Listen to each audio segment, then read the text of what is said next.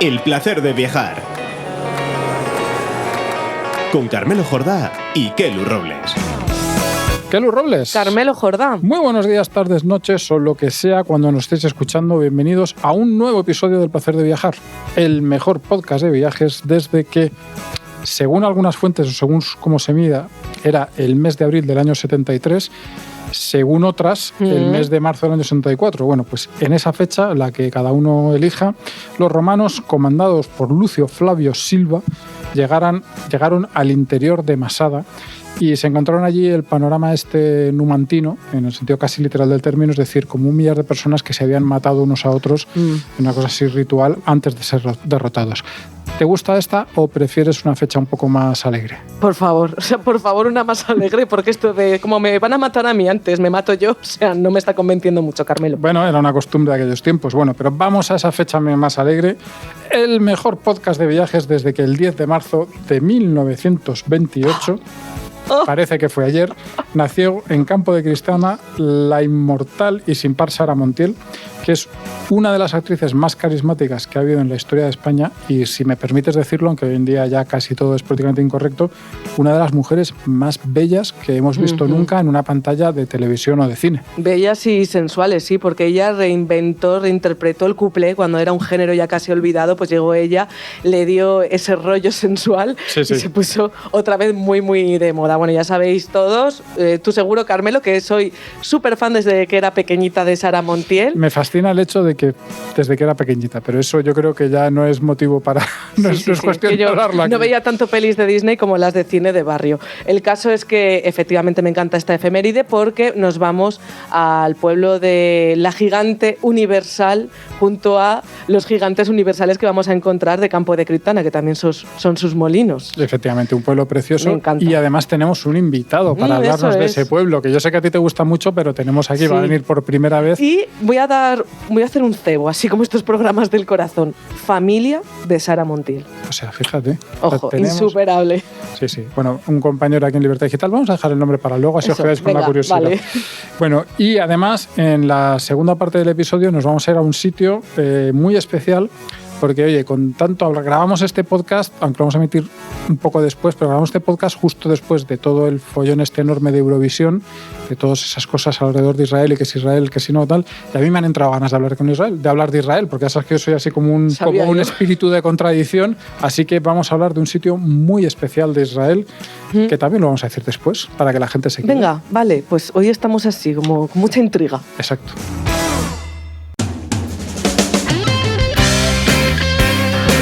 Kelu, hoy te voy a recomendar un viaje que al mismo tiempo es una pausa, pero una pausa de las buenas, de las que se disfrutan con todos los sentidos. Para y descubre Castilla-La Mancha. Hombre, es que estamos en una región que tiene mucho más de lo que parece y en todas sus provincias. Por ejemplo, en Albacete, donde esa llanura infinita se mezcla con la Sierra del Segura, maravillosa. O en Ciudad Real, que es una provincia de la que hemos hablado mucho, que nos encanta y que tiene cosas como el campo de Calatrava, el Parque Nacional de Cabañeros y todos los paisajes, o buena parte de los paisajes y de los lugares que aparecen en el Quijote. Ahí es nada. Hombre, o Cuenca, ¿te acuerdas? A la que fuimos juntos y que es una belleza patrimonio de la humanidad con todo ese arte y esas hoces que ahora se pueden sobrevolar con una tirolina. ¿Te acuerdas de que lo probamos? Que es como sobrevolar la historia. O Guadalajara, que es una tierra que te regala el viaje a la Alcarria, que es uno de mis libros de viajes favoritos y que tiene esos campos de lavanda infinitos que además en esta época previa del verano están maravillosos. Y como no, Toledo, con la belleza llena de historia de la ciudad y los espectáculos de Puy du Fou que transforman esa historia en pura emoción. Es una región que los cielos, y eso no todo el mundo lo sabe, tienen la certificación Starlight. Es decir, que son perfectos para disfrutar del astroturismo. Y no te olvides de su rica gastronomía, de sus rutas del vino y de sus espacios de bienestar como los numerosos balnearios. Regálate, Kelu, hazte un buen regalo y regálate el placer de viajar, nunca mejor dicho, a una tierra que lo tiene todo: tradición, sabor e historia. ¿Y si quiero más información? Pues en su página web, turismocastillalamancha.es.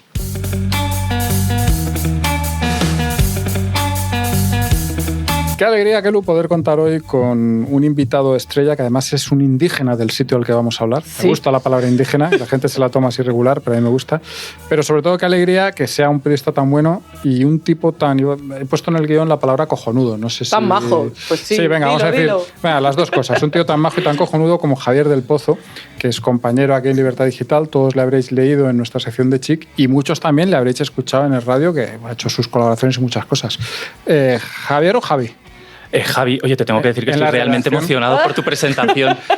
En la redacción, no me lo esperaba siempre le llamamos nada. Javi. Bueno, Javi, siempre le digo a todos los invitados y en tu caso más especial, bienvenido a tu podcast. Muchas gracias, estoy encantadísimo de estar aquí. Que además sois compañeros, sois amigos, es que estoy como en casa. No sé por qué no habías venido antes. Te iba a tirar de las orejas porque llevo 10 años en esta empresa para hablar de mi pueblo, que es el pueblo más bonito de La Mancha. ¿Qué voy a decir yo? Bueno, eso lo ha dicho él. Nosotros no queremos que se nos llene el correo de gente quejándose, pero bueno, digamos que es sin duda uno de los más bonitos. Y encima, Javi, bueno, esto ya lo digo yo, es familia de Sara Montiel. Es que, claro, compartimos esta afición que es ser fans de Saritísima. Compartimos, cuando dicen compartimos se refieren a ellos dos. Somos frikis de Sara Montiel. Cuando yo llegué a esta empresa, una de las primeras cosas que me dijeron es tienes que conocer a Javi porque al otro friki de Sara Montiel. Te va a gustar porque encima es familia. Así que, bueno, me encanta, yo comparto su admiración por su pueblo, aunque no sea de allí. Así que hoy es un placer seas indígena. Que esté con nosotros. ¿Tú lo considerarías pueblo o ciudad? ¿A ti yo lo consideraría pueblo, porque más o menos todos nos conocemos. Tú eres familia de, tú eres hijo de, tu abuela le dicen tal, porque nos conocemos por apodos. Entonces, bueno, es un pueblo. ¿Cuál es más vale pueblo grande que ciudad Pues mira, a mi abuelo le decían Bonillo, a mi abuela... ¡Ay! No me acuerdo qué decían a mi abuela, pero a mi abuelo era Bonillo. Entonces tú dices, el nieto de Bonillo, ¿saben quién es? Entonces, bueno... Pues entonces es un pueblo. Yo me pierdo ya con las nuevas generaciones. Yo ya después de mi hermano, que tiene 11 años menos que yo ya me pierdo. No me preguntes. Si hay algún oyente despistado que no sepa, ¿puedes ubicar un poco en el mapa Campo de Criptana? Campo de Criptana está en Ciudad Real. Está justo, digamos, en el centro de Castilla-La Mancha. Probablemente conozcan más Alcázar de San Juan, que es más ciudad, es un sitio además de paso de Renfe. Entonces, bueno, probablemente por ahí suene más, pero vamos, está a 1 hora y media de Madrid, quiero decir, es un planazo de fin de semana. Te puedes ir por la A4 en dirección Córdoba, enlazas con la M42, que es la autovía de los Viñedos, y en 1 hora y 25, 1 hora y media estás allí. O sea que es un viaje fácil y además hay alguna forma de hacerla como un poco más original, o sea, de llegar, quiero decir, un poco más original, ¿no? Hay una forma muy original. Es una pena porque son fechas muy concretas, pero está lo que se llama el Tren de los Molinos. Esto es una iniciativa que pusieron en marcha desde el gobierno de Campo de Criptana en colaboración con Renfe, y lo que hacen es, se sale desde aquí, desde Madrid. Es una ruta de tren normal que va directa hasta Campo de Criptana, hasta la estación que hay allí. Y bueno, pues durante el trayecto pues hay una serie de representaciones que siempre tienen que ver pues con el Quijote. La guía ya te va contando un poco qué es lo que vas a visitar. Dentro, además de ese billete, oye, pues se incluye todas las visitas a los molinos, a museos, los traslados dentro del pueblo. Yo creo que es una opción muy interesante. Es muy turístico, es verdad que es la opción turística. Claro, pero es que el turismo está muy bien. Claro, ¿no? Por eso, o sea, si no eres de los que te gusta ir en grupo y de los que te gusta ir guiado, pues obviamente pues, tienes otras opciones. Pero bueno, es una opción muy, muy divertida. No, pero yo, no el de Campo de Criptana, pero sí que hice ese viaje, por ejemplo. El de la Fresa. El de la Fresa y el de Soria, que es el tren Antonio Machado, si no recuerdo mal. Y la verdad es que sí que me parece muy recomendable. Yo soy poco de viajes en grupo, es decir, no lo haría mucho, pero pues yo soy una persona antisocial y muy antipático, y entonces el viaje en grupo pues no me va bien. Pero sí que creo que a muchísima gente le gustará y le da otro contenido. Sobre todo a las familias, claro, efectivamente. Claro. Los niños, de repente, bueno, pues está que Sancho Panza, Don Quijote, y vas un poco calentando, ¿no?, para cuando llegues allí. El sábado 7 de junio es el último día para hacerlo, suele ser los sábados, hasta ya nueva temporada que se inicia otra vez en septiembre. Eso es. Bueno, vamos un poco al turrón, que nos estamos desviando mucho. Aquí esto es lo que tiene estar entre amigos. La imagen que tenemos de Campo de Criptana es obviamente lo de los molinos. Porque claro, además es que es una imagen tan bonita que yo creo que los hizo un tío que ya sabía que en el futuro iba a haber postales y pensó, dice, pues este pone un poco más a la derecha, y la verdad es que es francamente bonito. Pero aparte de eso, ¿qué diferencia esos molinos de otros molinos que hay en otros pueblos y que creo que me vas a decir que no son tan bonitos o no son tan especiales o no son qué. Mira, yo te voy a contar que es verdad que la imagen de los 10 molinos de Campo de Criptana es muy espectacular. Tiene algo de truco. Tiene algo de truco porque de esos 10 molinos, en realidad 3 son los supervivientes, que digamos que son los originales del siglo XVIII. Está documentado que había hasta 34 molinos, pero en realidad quedan solo 3 reales. Luego hay otros que están reconstruidos, que se reconstruyeron en los años 50, 60, también para dar un poco de empaque a lo que es la Sierra de los Molinos, y se reconstruyeron sobre restos de antiguos molinos. Pero ¿qué es lo que lo diferencia aparte de que son molinos más grandes que los de otros pueblos? Tú cuando estás frente a un molino de Campo de Criptana es mucho más impactante. Pero además lo que los hace realmente especiales es que esos 3 de los que te hablaba mantienen el mecanismo original. El mecanismo original. Es decir, son funcionales. A día de hoy se puede trabajar con ellos. Hay un molinero. Hay un molinero, que fíjate tú, ¿cuántos molineros habrá en España? Pues muy pocos. Que tenemos... voy a decir su nombre, Juan Bautista. Habéis hablado de los apodos y en mi pueblo la familia de mi madre son los molineros. Mira, ¿ves? Así que... Mira. Entonces tú eres molinero, aunque no sea de profesión. Entonces ya te digo, visitar esos 3 molinos y ver la maquinaria original es muy espectacular desde dentro, pero más espectacular aún es verlo en movimiento. Una vez al mes se hace en el Burleta, se pone en funcionamiento. Efectivamente. Es una pasada. Sobre todo a mí me llamó mucho la atención el sonido, todos esos crujidos. Entonces, el crujido, el movimiento, 360 grados que tiene el techo, lo que es la caperuza, con las aspas del molino. Con esos ventanucos, porque en La Mancha no solo hay 4 vientos. No hay 4 vientos, creo que son como 12. Sí. Entonces, bueno, a través de esos ventanucos de arriba, el molinero puede saber dónde tiene que colocar las aspas. Es una cosa muy curiosa. Además, el aspa se viste. El aspa no va desnuda, porque no se movería. Se viste con una tela para que coja el viento. Entonces, ver en movimiento eso de verdad que merece mucho la pena. Entonces, oye, si los oyentes pueden ir un día de molienda, merece mucho la pena. Que suele ser, creo que son los primeros fines de los primeros domingos de cada mes. Ahora hay que tener cuidado porque cuando llega el verano se cambia y pasa a los sábados por la tarde, tarde-noche. Que también lo hace un poquito más bonito también, porque con la iluminación de la sierra, el ver el molino en movimiento es los atardeceres de La Mancha, que aquí lo hemos contado alguna vez, que esas llanuras pues hacen que se queden algunos gases en la atmósfera y por eso un atardecer en La Mancha es diferente de otras partes de España. Recuerda mucho a los de la sabana y cosas así, se generan ahí unos colores preciosos. Molienda, sobre todo, claro, harina de almorta, que yo también de las almortas, que no es un cereal, sino una legumbre. Es una legumbre. La harina de almortas... Fíjate, allí lo llamamos tito. Allí no es harina de almortas, allí es harina de titos. Es la harina con la que se hace la gacha manchega. O sea, que esos molinos que todos hemos pensado, joder, ¿cuánto trigo debía haber por aquí? No eran para el trigo.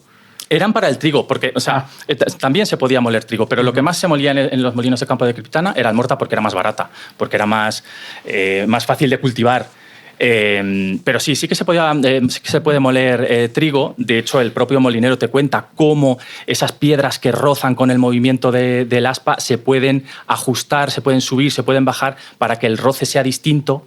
Y entonces, dependiendo del tipo de tecnología punta del siglo XVIII. Por eso te digo que es muy espectacular. Mira, un dato del molino, por ejemplo, es que el caperuzo no va anclado a la base del molino, sino que va sobrepuesto encima, va engrasado, para que el techo pueda girar 360 grados. Eso verlo en funcionamiento es espectacular. Me parece fascinante. Yo soy el único de esta mesa que no ha ido, pero me están entrando unas ganas tremendas. Da la casualidad, Javi, que cuando grabamos esto, yo acabo de volver de Marruecos. He estado en Tánger y allí, obviamente, pues hay toda una zona de Medina y de Casba que es muy recomendable. Hablaremos de eso ya un día de estos, a no mucho tardar. Pero yo tengo entendido que allí en Campo de Criptana también tenéis vuestro pequeño barrio árabe, que en mitad de La Mancha es una cosa alucinante. Pues sí, tenemos nuestro propio barrio del Albaicín. El que no pueda ir a Granada y tenga más cerca a Campo de Criptana, pues se viene a Campo de Criptana y ve un barrio del Albaicín, pero en miniatura. En miniatura. Es precioso. ¿Qué tiene de especial? Pues bueno, pues al final es lo que tiene de especial de Granada. Pues son calles empinadas, son calles laberínticas, pero digamos que con la virtud de que lo puedes visitar en 10-15 minutos, ya has visitado el Albaicín. Pues es muy curioso. ¿Y por qué hay un Albaicín en Campo de Criptana? Porque hubo un asentamiento árabe. Esto, claro, un historiador te lo puede explicar mucho mejor, pero expulsados de Granada, llegaron hasta esa zona de Campo de Criptana, vieron esa especie de ladera y se instalaron ahí y crearon su propio Albaicín. ¿Qué tiene de especial nuestro Albaicín? El color de las casas. Son casas de planta baja, son casas en las que las fachadas son blancas y el zócalo es en color añil, la teja es un rojizo, que se llama rojizo árabe o algo así se llama, y luego la forja de las ventanas, la reja, es forja negra. Entonces le da un ambiente y un look manchego, ¿no? Totalmente. Sí, eso que se buscaba bonito. Practicidad, porque claro, el blanco te evita todo ese calor del verano y luego el color azul lo que hacía era disimular un poco la suciedad del ganado que podía generar también por la parte baja, y luego es precioso y es súper fotogénico. Hay muchas cosas, por cierto, que yo también creo que los árabes fueron buscando el agua, pero también hay muchas fuentes naturales. Hay muchas fuentes naturales de agua, sí. Aparentemente parece una tierra seca, pero luego es una región donde el agua está en el subsuelo, por eso también es muy rica. Es una región en la que hay muchísimos pozos. Claro. Muchísimos pozos. Hay un montón de fuentes naturales. En la propia sierra está la Fuente del Caño. Es un lugar al que van los vecinos a por agua. Entonces, bueno, pues lo que tú dices. Muchos más lugares que ver, otros monumentos también de tipo señorial y también pozos, hablando también del agua, ¿no? ¿Qué más lugares podemos recorrer por Campo de Criptana? Pues mira, podemos recorrer el Pozondo, el Pósito Real, el Pósito Real, que bueno, ahora se utiliza más para tema de exposiciones, es más un museo, pero bueno, oye, como estructura está bastante bien. En los Pósitos eran, si no me acuerdo mal, los almacenes de grano. Almacenes de grano, efectivamente. Que está como una casa cueva, es que es un museo etnográfico, igual me estoy colando y es otro, pero hay alguna casa cueva en el Albaicín. Eso es. Que se utilizaba como silo. Hay muchas casas cuevas en el Albaicín, muchísimas casas cuevas. Lo que pasa es que la mayoría de ellas pertenecen a particulares, pero sí que se puede visitar una que está en el Cerro de la Paz, que además está muy bien ambientada y los guías turísticos te explican muy bien la forma de vida que se tenía, y además cuando pasas dentro en pleno verano te das cuenta de lo fresquito que se está y que dices qué bien hacían las cosas, ¿no? Y de repente ahora las casas tan calurosas, y fíjate, ellos en el siglo XVIII vivían fresco porque se metían debajo de la tierra, y la casa cueva es un lugar muy bonito para visitarlo. Estamos hablando de los molinos, estamos hablando del Pósito, de estas cosas, pero también hay en Campo de Criptana, digamos, atractivos que son más modernos. No es un pueblo, digamos, que solo se ha quedado así como en la antigüedad. No, es un pueblo muy vivo. Es un pueblo muy vivo, sobre todo en verano. He de decir que, bueno, pues al final en invierno, como todos, al final en invierno la gente joven se va a sus trabajos, que la mayoría pues trabajan fuera, pero en verano es un centro de reunión, y de verdad que ir una molienda un sábado en la que se juntan los turistas con la gente del pueblo. Tenemos en la sierra sitios muy bonitos como están Las Musas, que es un sitio, bueno, pues es un sitio mítico de terraceo, de copas. Es muy divertido. Hombre, y además es un gran mirador, porque desde ahí se ve toda la explanada. Es un gran mirador. Además, justo en marzo del año pasado inauguraron otro mirador, desde el que se puede ver toda la llanura manchega, que hoy es muy impactante, la llanura manchega, que parece como no hay nada. Sí que hay. A mí me gusta mucho. Sí que hay. No en Campo de Criptana, como decía antes, solo he estado pasando, pero la llanura manchega me parece un paisaje fantástico, súper fotogénico. Y muchos pintores que se han enamorado de sí, y con un encanto muy especial. No es una cosa. Lo que pasa es que, a ver, es menos espectacular que una zona montañosa, más verde, es otro tipo de belleza, pero a mí me gusta mucho. Y tiene además esa gracia que a mí me gusta mucho del paisaje digamos, el tipo de paisaje en que naturaleza y hombre han ido muy de la mano y está muy modificado por el hombre, pero sigue siendo naturaleza. Me estoy explicando un poco regular. No, sí, naturaleza creada por la mano del hombre. Exacto, aquí. Pero creo que me entendéis. Y a mí eso me gusta mucho, me parece muy hermoso, ¿no? De donde toda esa belleza pueda ser, dices, mira, es que esto es que llevamos aquí siglos peleándonos con esta tierra y ahora es así. Y eso me parece hermoso. A ver. Ya, yo creo que... Ya quieres sacar el tema. Vamos a sacarlo. De Sara y yo me voy y vuelvo en 10 minutos. Antes una cosa, porque antes Javi ha hablado mucho de los molinos y, hombre, él es de Campo de Criptana, con lo cual es un gran experto en molinos, pero quien quiera, además, investigar sobre este tema, y hay un centro de interpretación que no tiene muchos años, es muy interesante también. Este centro de interpretación se abrió en el año 2022 y era necesario. Es una forma pues al final de adquirir más conocimientos sobre el tema, porque bueno, pues os podéis imaginar, los guías turísticos hacen lo que pueden con la gente que hay, al final se hace un repaso muy superficial sobre el tema, y este centro de interpretación se profundiza mucho más en nuestros molinos, en qué se diferencia de los molinos de otros lugares, de otros países. Se pueden visitar maquinarias que se han recuperado, se puede ver un museo, por ejemplo, de carros en miniatura. Son, pues bueno, pues dependiendo de la labor en el campo, pues el distinto carro que se utilizaba. Lo que es muy interesante. O sea, es impresionante, es súper amplio y hay un museo de Eloy Teno, que también es uno de nuestros vecinos ilustres, que bueno, ya falleció, es un escultor, hacía esculturas en hierro y merece mucho la pena. Merece mucho la pena. Todo esto yo lo quería hilar, pero ya lo estábamos anunciando, porque hay un molino que forma parte de estos más modernos, el Molino Culebro, porque todos llevan ese nombre de su molinero, en el que está uno de los museos más originales del mundo y que no os podéis perder porque es el que se dedica a nuestra diva querida Sara Montiel. Sara Montiel, sí. Campo de Criptana, lo hablábamos antes, Campo de Criptana es el único lugar que creo que le rinde homenaje a Sara Montiel. Sí. El único, y es una pena que en Madrid, que no sé, que no haya algo que reivindique su figura. Pero bueno, por suerte en Campo de Criptana tenemos muy poquito, pero creo que lo poco que tenemos lo cuidamos y es un emblema de nuestro pueblo. Podemos hacer una ruta de Sara Montiel por Campo de Criptana. Por ejemplo, podemos visitar la casa donde ella nació. No la podemos visitar por dentro, porque obviamente es una casa particular, pero bueno, hay una placa en la que se puede ver que efectivamente ahí nació. Sí, se Sara puede, Montiel. y bueno, porque el padre tuvo que venderla porque, claro, provenía de una familia muy humilde. Sobre el museo, por cierto, que para los mitómanos como nosotros está muy bien porque hay objetos donados por la propia artista en vida, además.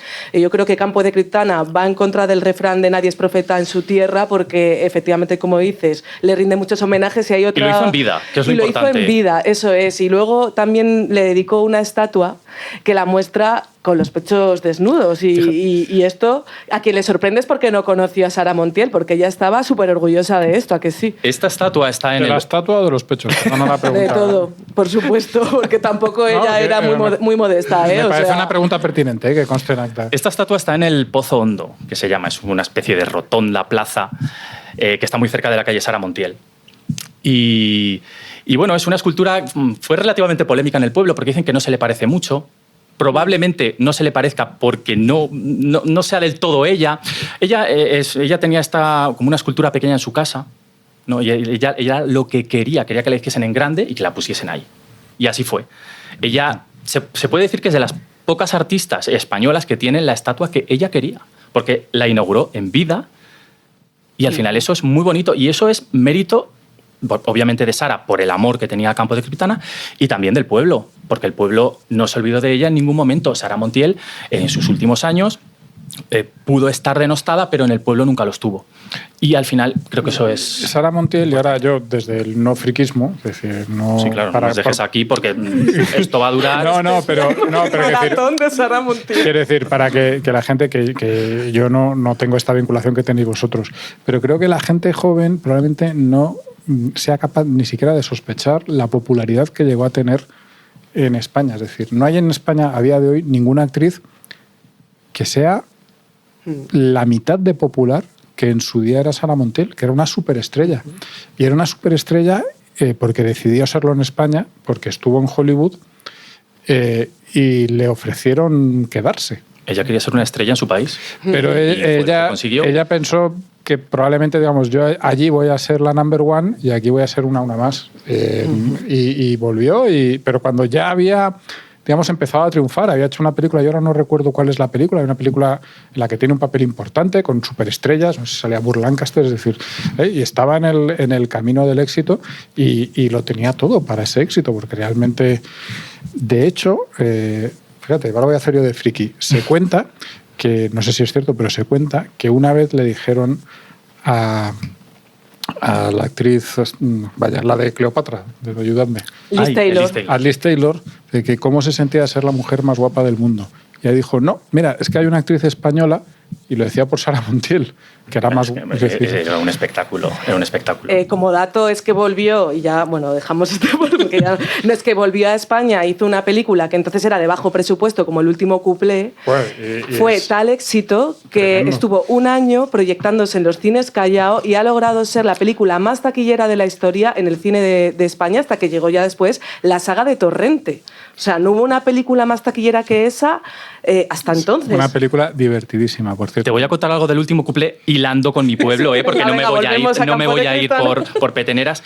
Dentro del Museo de Sara Montiel hay un piano que, bueno, cuenta la leyenda que ahí se compusieron algunas de las canciones del último cuplé. Repito, cuenta la leyenda. Pensaba que nos ibas a decir otra cosa del piano. Cuenta la leyenda porque... Sí, probablemente eso no es cierto, simplemente eso es un piano que donó Sara y ya está. Bueno, tenemos ese museo que es imprescindible, esa figura que es tan recordada con tanto cariño y que fue en su día tan importante y que bueno, le hemos hecho también nuestro pequeño homenaje aquí.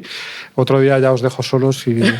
Claro, otro día hacemos un especial, 2 horas, Sara Montiel. Y todavía se os quedará corto. Pero volvemos a Campo de Criptana y ya para ir terminando, pero un tema importante. Tú que eres de allí y lo conoces bien, ¿qué se come y dónde nos recomendarías ir para probar las delicias de Campo de Criptana? Os he hablado de las gachas manchegas. Claro, yo me he criado comiendo gachas manchegas.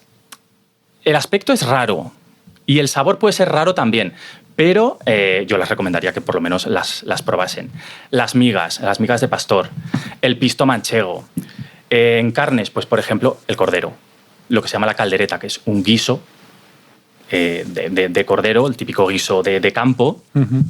Y bueno, ¿dónde os recomendaría ir a comer? Bueno, hemos hablado de Las Musas, que es un sitio que está justo en la Sierra de los Molinos. Es un muy buen sitio para comer. Allí también está la Cueva de la Martina. Tanto en la Cueva de la Martina como en Las Musas puedes visitar cuevas. Debajo de los restaurantes hay cuevas. Y se pueden visitar. Y son muy bonitas. Bueno, un pequeño tironcito de orejas porque podrían estar mejor cuidadas, pero son muy bonitas. Yo creo que si eso alguna vez se ponen en serio y lo habilitan, pues puede ser alucinante. ¿Qué más sitios? Bueno, la verdad es que el pueblo está lleno de tascas y de pequeños bares en los que vas a ser muy bien recibido y que se va a comer muy bien. Vale. ¿Pueden decir los oyentes que van de parte tuya? ¿Pueden decir los oyentes que van de parte mía? Sí, por supuesto. Pero pues ya lo sabéis, oyentes. Yo he sido camarero 10 años en la plaza de mi pueblo. Me conocen. Pues ya lo sabéis, oyentes, podéis ir a Campo de Criptana, decir que vais de parte de Placer de Viajar y de Javi Chic, le llamamos Javi aquí. Chic, sí. Allí también me conocen así, Javi Chic. La sección más leída de Libertad Digital. Efectivamente. Hombre. Y nada, yo creo que con toda la pasión que le ha puesto Javi, tenemos ya todas ganas de ir. ¿Tú tienes ganas de volver? Sí, la verdad es que ahora estoy pensando, mira, pues vamos a volver. Vamos a hacer quedada, yo vamos lo veo. Juntos. Claro. Pues nada, Javi, ha sido un placer tenerte aquí. Vete pensando de qué otro sitio nos quieres hablar otro día, que no sea tu pueblo, pero que también te guste mucho. Y otro día te traemos por aquí. Que no esté relacionado con Sara apunto, que no esté relacionado con Sara Montiel, si puede ser. Siempre lo relacionaremos de alguna manera.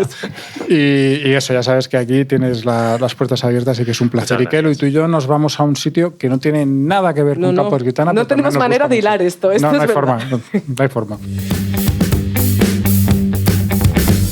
Carmelo, creo que si no me equivoco nos vamos a uno de tus lugares favoritos de Israel y que yo comparto también, a mí fue uno de los que más me impresionó cuando recorrí el país también, ¿eh? Pues sí, nos vamos a ir a Masada. Es casi te diría que es uno de mis lugares favoritos, no el más favorito porque hay muchos, pero uno de mis lugares favoritos de uno de mis países favoritos, que es Israel, que más allá de las polémicas es un país que yo recomiendo mucho visitar y conocer porque es un país absolutamente único, es decir, los habrá más bonitos, más verdes, más secos, más espectaculares, con más arquitectura, con menos, pero no hay ninguno que sea como Israel, que tenga todo lo que tiene Israel, que tenga toda esa mezcla. Y dentro de Israel, pues uno de esos sitios, yo creo que de los sitios más especiales, de los sitios más... un poco es un sitio de carne de gallina, ¿verdad? Así como bastante emocionante. Es que el ascenso al lugar en sí ya te pone la piel de gallina, efectivamente. Danos un poco, o sea, ubícanos un poco en el mapa, porque creo que también tiene sentido lo que rodea a Masada. ¿Y dónde está ubicado en el mapa? Pues vamos a hacer esa ubicación geográfica y no solo y paisajística, por decirlo así. A ver, está más o menos en el centro de Israel. Si miras en el mapa es centro un poco sur. Está sobre todo en el este, porque está muy cerca del Mar Muerto, que como todos sabéis ya es la frontera de Israel con Jordania. De hecho, desde una orilla se ve la otra, así que desde Israel ves Jordania y desde Jordania ves Israel. Para que te hagas una idea de cómo es el viaje, para que se haga la gente una idea de cómo es el viaje, porque tú ya lo has hecho, está casi hora y media de Jerusalén, pero esto también depende mucho de por qué carreteras vayas. Si miras en Google te dice que hora y 20 y pico minutos porque evita la ruta los territorios palestinos. Hay alguna carretera que atraviesa los territorios palestinos y por la que se puede ir desde Jerusalén que reduce un poco la distancia esa. También es cierto que probablemente dependiendo de la época podrás ir por esa carretera o no. Pero digamos, si pudieses ir en línea más o menos recta, yo creo que deben ser como 3/4 de hora de Jerusalén. Sí. Una vez logras salir de Jerusalén, que tiene un tráfico un tanto endiablado, eso sí que hay que reconocerlo. Sí, pero es verdad que hay poca distancia.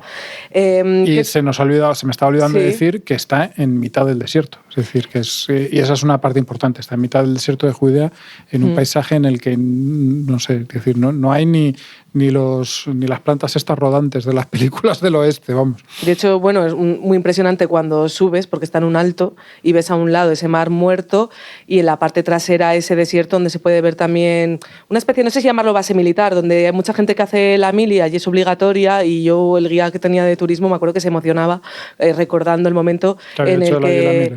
Claro, porque después lo celebran subiendo corriendo hasta Masada. Que tiene una manera de celebrarlo, pero muy dura, pero sí. Entonces mucha gente lo hace allí. Masada, ahora entraremos un poco en eso,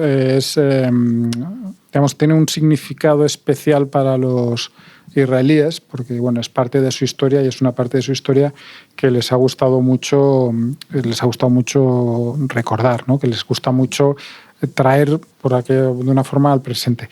Es un paisaje, como decimos, impresionante. Está en lo alto de una meseta que desde el Mar Muerto hasta lo alto de la meseta hay unos 400 metros de altura.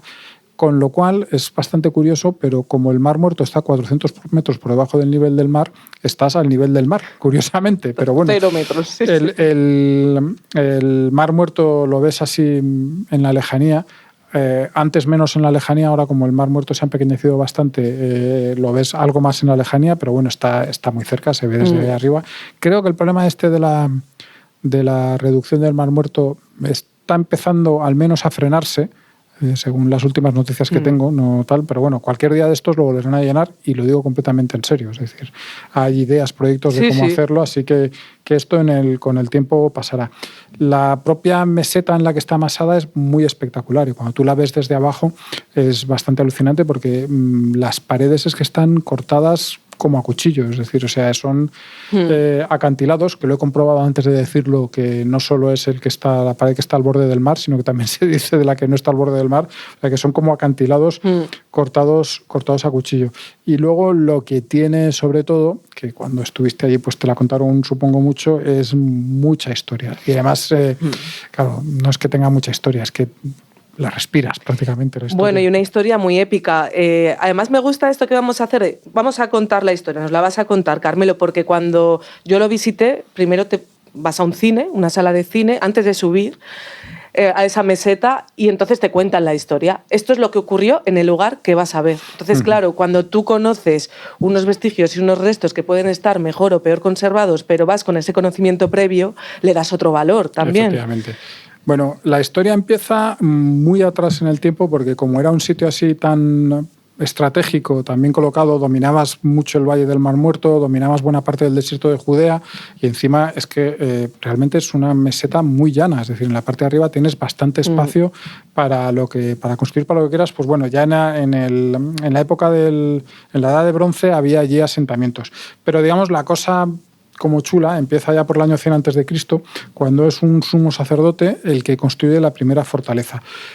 Unas décadas más tarde, Herodes el Grande, que tiene ese nombre por algo y básicamente es porque hizo muchas obras, como suele pasar casi todos los reyes que se llaman el Grande, acaba siendo porque mató mucho, porque tiene muchas obras o por las dos cosas. Herodes casi es por las dos cosas. Las dos, sí. Bueno, pero Herodes amplía esa primera fortaleza y se construye un palacio allí.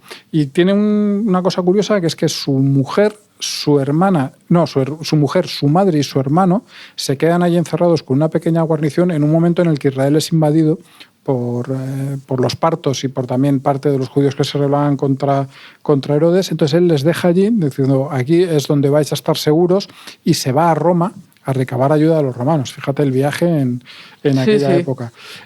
Bueno, el caso es que aguantaron, Pues, aguantaron allí, lo pasaron muy mal, estuvieron a punto de morirse de sed, pero al final un día llegó la lluvia cuando ya estaban desesperadísimos y tiene, eso lo podemos contar también, tiene un sistema de cisternas que a poco que llueva, incluso no en el mismo sitio, sino en sitios bastante lejanos, reciben agua y eso les permitía estar allí y aguantar los asedios en esas condiciones.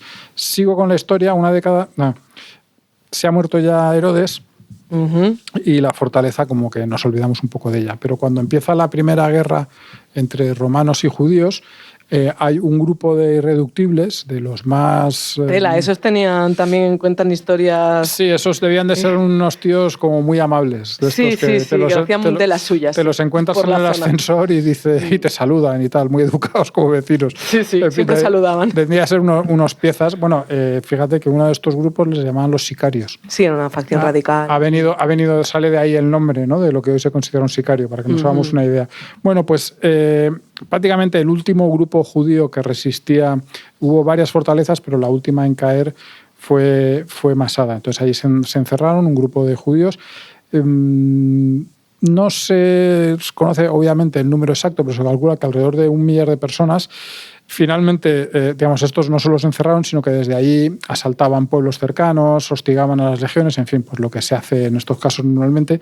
Y al final, pues Roma se cabrea. No era una institución con la que pudieses andar tocándole mucho los testículos, así que se cabrean, mandan un ejército y la cosa, como os comentábamos antes, acaba como en Numancia, después de un asedio larguísimo y justo antes de que los romanos lograsen ya superar esa muralla, los inquilinos deciden que cualquier cosa menos caer en manos del opresor y cualquier cosa es matarse.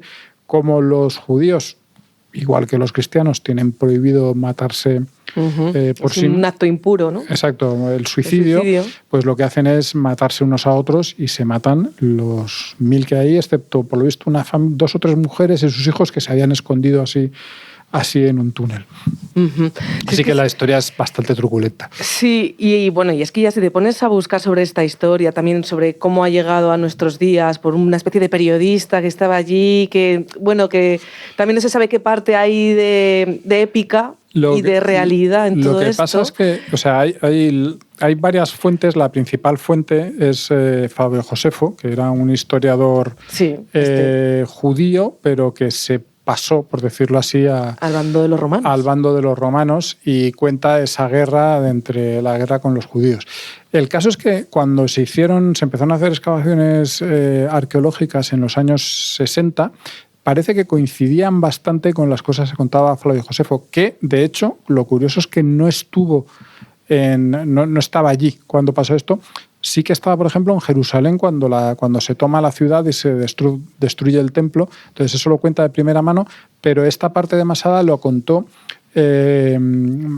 a través de referencias y a través de cosas que le contaron los soldados y de lo que por lo visto, lo que se anotaba en los cuadernos militares de los romanos. Pero aún así, ya te digo, por lo visto, no hay una contradicción directa entre lo que te dice la arqueología y lo que cuenta Flavio Josefo, que es bastante curioso. Ahí voy, porque dirán los oyentes, bueno, pero y de toda esta historión que nos estáis contando, ¿qué podemos ver hoy allí? O sea, ¿qué queda de todo aquello? Bueno, pues desde mi punto de vista queda muchísimo, porque a pesar de que los romanos tenían como un de esto de, ahora que hemos conquistado esto, lo vamos a destrozar bastante meticulosamente, primero, las excavaciones arqueológicas han recuperado una parte, es decir, no había un muro que estuviese en pie, o que había muy poco, pero se han reconstruido parte de estos muros con, obviamente, los materiales originales que estaban allí.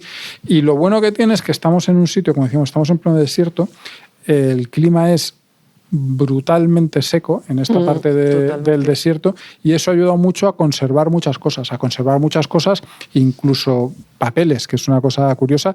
Y de hecho, aunque no tiene nada directamente, no está relacionado con Masada, pero muy cerca de esta zona se encontraron los famosos manuscritos del Mal Muerto, que son, pues eso, digamos, versiones de la Biblia del Nuevo Testamento, que tienen 2000 años y que se conservan, algunos de ellos, en un estado absolutamente impresionante, que se pueden ver en el Museo de Israel, por cierto, en Jerusalén. Una visita muy recomendable. Sí. Y eso nos da una idea de que efectivamente allí en Masada se puede ver mucho. Se pueden ver restos de la fortaleza, restos del Palacio de Herodes. Algunas cosas, la verdad es que se ven dentro muy bien. Hay unos baños que se hizo, si no recuerdo mal, Herodes, Herodes había sido educado en Roma, porque vivió como heredero al trono de alguna forma, pero como rehén. Eran un poco las cosas estas que hacían los romanos, que se llevaban a los que iban a colocar, los llevaban a Roma, les educaban, les daban una educación romana, y él vivió allí hasta que volvió a Israel para ocupar el trono. Y entonces se hizo pues unos baños, él estaba acostumbrado a los baños romanos, y allí hay como una especie de baños romanos, y ahí se ven también algunas de las cisternas estas en las que se almacenaba el agua, la comida. Lo curioso es que Masada estaba casi siempre preparada para un asedio. Y claro, si guardaban vinos, si guardaban granos, si guardaban lo que fuera, con ese clima tan seco se conservaba durante mucho tiempo. Esa fue también una de las razones por las que estos judíos, estos sicarios o celotes, o esta facción tan radical, aguantó allí mucho tiempo, porque llegaron y tenían todo preparado para aguantar. Entonces, en esta visita que se hace, que yo no sé, supongo que si tú la hiciste como yo, tenemos la suerte o la desgracia, creo que es la suerte, de ir como periodistas a esto, siempre vamos con un buen guía, y no sé si se puede hacer la visita sin que sea guiada, pero yo recomiendo que se haga una visita guiada, porque te da muchas claves y por entiendes supuesto mucho mejor lo que Sí, yo pasa recuerdo allí. que sí, creo recordar que sí había gente que lo hacía de forma libre, sí, sin guías, pero totalmente recomendable.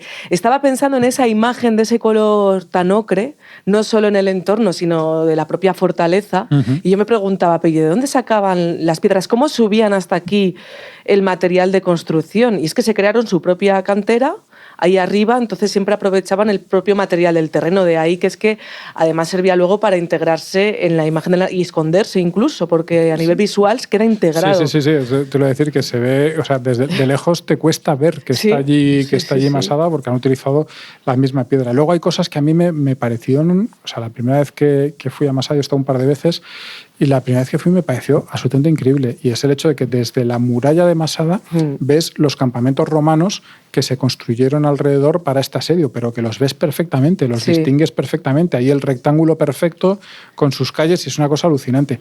Y ves también la rampa que construyeron los romanos para llegar hasta la altura de las murallas, que fue, digamos, lo que decantó la guerra. Construyeron una rampa, tenía por aquí el dato, de 150 metros de base, 100 metros de altura. En su tiempo creo que era un poco más alta. Luego, sobre esta rampa construyeron una plataforma, y sobre esa plataforma pusieron una torre de asedio. Es que los romanos, la verdad es que cuando se ponían cabezotas, eran cabezotas. Y esto lo hicieron obviamente en la zona más digamos, la zona más baja de la muralla, que es una meseta, pero obviamente tiene como zonas un pelín más altas, un pelín más bajas, y a partir de ahí llegó, eso digamos fue lo que les llevó a colocarse en una situación en la que ya iban a tomar la ciudad, que era inminente, y no se podía evitar. Y esa rampa todavía está allí, que es algo que me parece absolutamente acojonante. Hay una cosa de la historia curiosa, por ejemplo, que es que no se sabe muy bien por qué pudieron construir esa rampa. Es decir, no se tiene la certeza de cómo les permitieron desde arriba construir eso sin masacrarles, tirar las cosas. Entonces hay dos historias que probablemente, o sea, como dos versiones, pero que probablemente son que son compatibles. Una es que se quedaron sin cosas que tirar, es decir, literalmente ya no había más lanzas, más flechas o lo que fuese.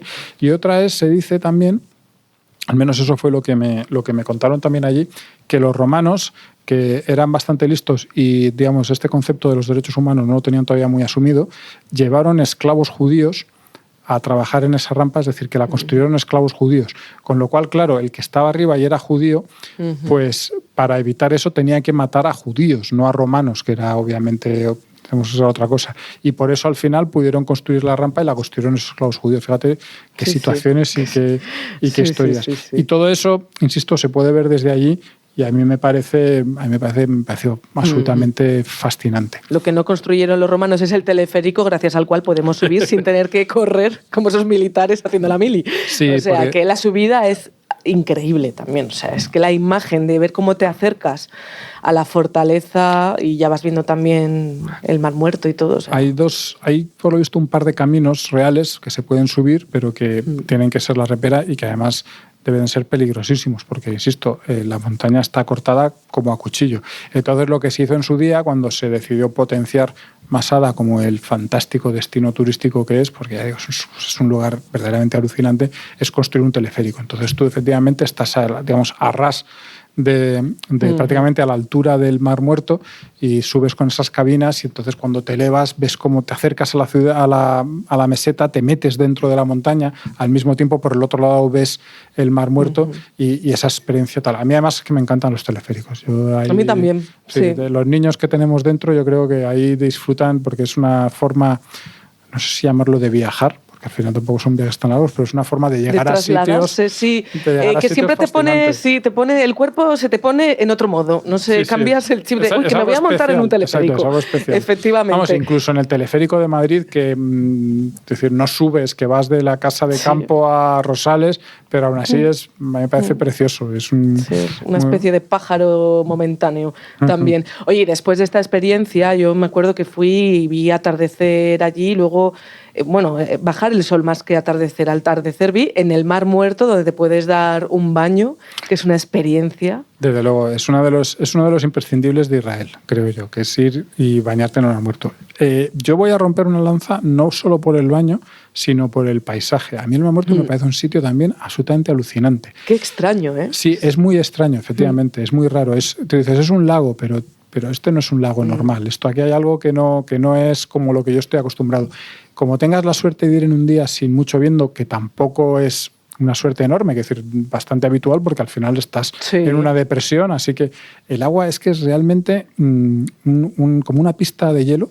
Es decir, se nota la densidad, que es claro, diferente. Se nota la densidad del agua, que es muy diferente, y se nota también en el reflejo. Claro, al ser un agua como más densa y estar tan quieta, los reflejos de la costa, de lo que se ve, es maravilloso. Los bordes llenos de sal, a mí es un sitio que me parece alucinante. Esos montículos de sal que dices, ¿son montes nevados? No. ¿Y luego tú te bañaste?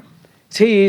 Yo me hice previamente un baño de barro, también en el hotel, y ahí con esa piel me fui a darme un baño en el Mar Muerto y me encantó. Bueno, por supuesto hice lo típico de asomar con los pies para arriba porque te flota todo el cuerpo. Hay que tener mucho cuidado de no meter la cabeza, que eso es peligrosísimo, pero es esa sensación de, pues que cuando vives algo por primera vez, o sea, yo ahí pude cumplir algo por primera vez, que ya a mi edad creo que cada vez es más difícil, así que tiene mérito, y me pareció una experiencia increíble.